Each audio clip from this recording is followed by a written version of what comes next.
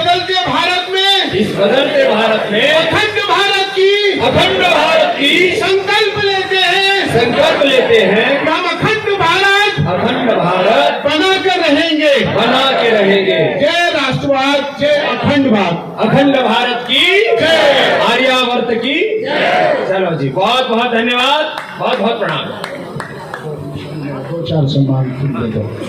अभी 2 मिनट के लिए, 2 मिनट के लिए लोग बैठ जाइए। हमारे माननीय मुख्यमंत्री महोदय का संदेश यहाँ से ऑडियो से चलेगा। 2 मिनट का संदेश है, फिर शांति बात करेंगे। आप भोजन को ले जाएंगे, हम दूसरे भोजन करेंगे। और जो सम्मान के बिना रहेगा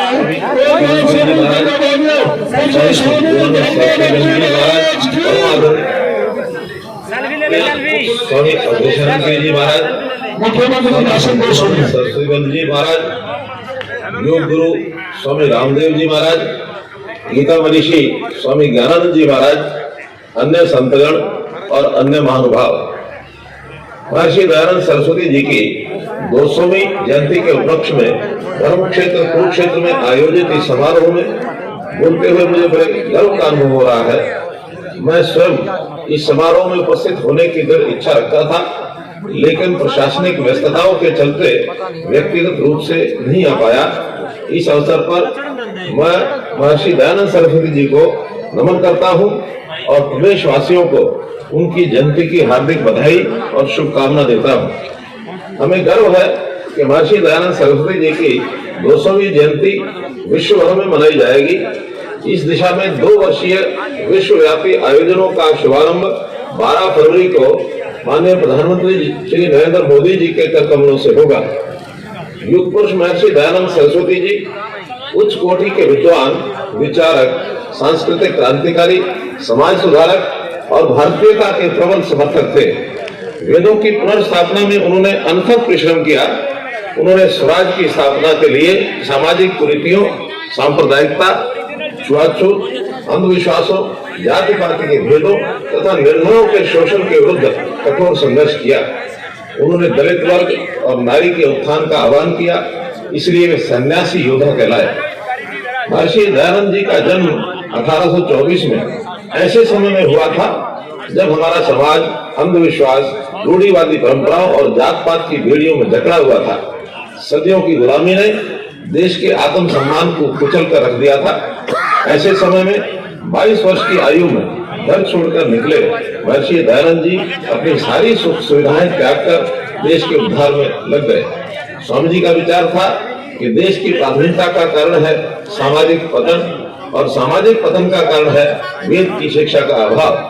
इसी कारण उन्होंने वेदों के अनुसार शिक्षा का प्रचार, धार्मिक सुधार, सामाजिक सुधार और देश की स्वाधीनता के लिए एक साथ प्रयत्न किया। स्वामी दयानंद जी ने पूरे देश का भ्रमण कर जान लिया था कि भारत की दुर्दशा का सबसे बड़ा कारण अंग्रेजों की गुलामी था।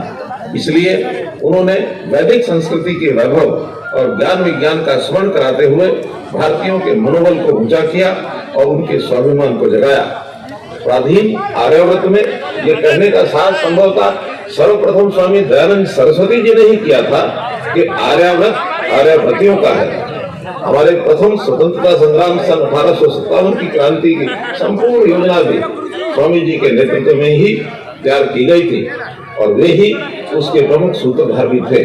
स्वामी दयानंद जी द्वारा स्थापित आर्य समाज ने देश को अनेक महान क्रांतिकारी, समाज सुधारक और स्वतंत्रता सेनानी दिए हैं। आज हम जिस महिला सशक्तिकरण की बात करते हैं वह 19वीं शताब्दी में स्वामी दयानंद जी की प्राथमिकताओं में से एक थी। उन्होंने नारी शिक्षा के लिए उस समय जागृति पैदा की जब उसे घर की चारदीवारी में बंद रखना ही उचित समझा जाता था। स्वामी दयानंद जी की प्रेरणा से अनेक कन्या गुरुकुलों की स्थापना हुई। हरियाणा में भी ऐसे अनेक गुरुकुल अभी बेटियों को शिक्षित और संस्कारित कर सबल बना रहे हैं।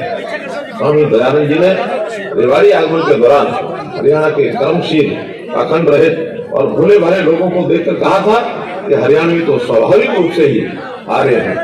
उन्होंने वहाँ 11 लोगों को आर्य समाज में दीक्षा दी थी। स्वामी दयानंद जी से ही प्रेरणा लेकर भगत फूल सिंह जी द्वारा हरियाणा के खानपुर कला में शुरू किया गया कन्या गुरुकुल तो आज विख्यात महिला विश्वविद्यालय का बन चुका है। प्रदेश में स्वामी दयानंद जी के आदर्शों और सिद्धांतों के प्रभाव के चलते ही रोहतक में उनके नाम पर महर्षि दयानंद विश्वविद्यालय की स्थापना की गई। महर्षि दयानंद जी के द्विशताब्दी जयंती समारोह के अवसर पर आज मेरा सभी से आग्रह है कि जातिवाद मुक्त समाज, नशा मुक्त समाज, अंधविश्वास मुक्त समाज, शोषण मुक्त समाज और नारी उत्पीड़न मुक्त समाज बनाने की दिशा में और अधिक रचनात्मक भूमिका निभाएं। साथ ही सामाजिक बुराइयों के विरुद्ध वैचारिक क्रांति पैदा करें। ऐसा करके हम स्वामी दयानंद सरस्वती जी के सपनों का भारत बना सकेंगे। यही उनके प्रति हमारी सच्ची श्रद्धांजलि होगी। धन्यवाद। जय हिंद। सभी यहाँ आए अतिथियों से निवेदन है कि सामने रोड धर्मशाला है, वहाँ सबके भोजन की व्यवस्था है। सारे लोग दूर दराज से हरियाणा के लोग आए हैं।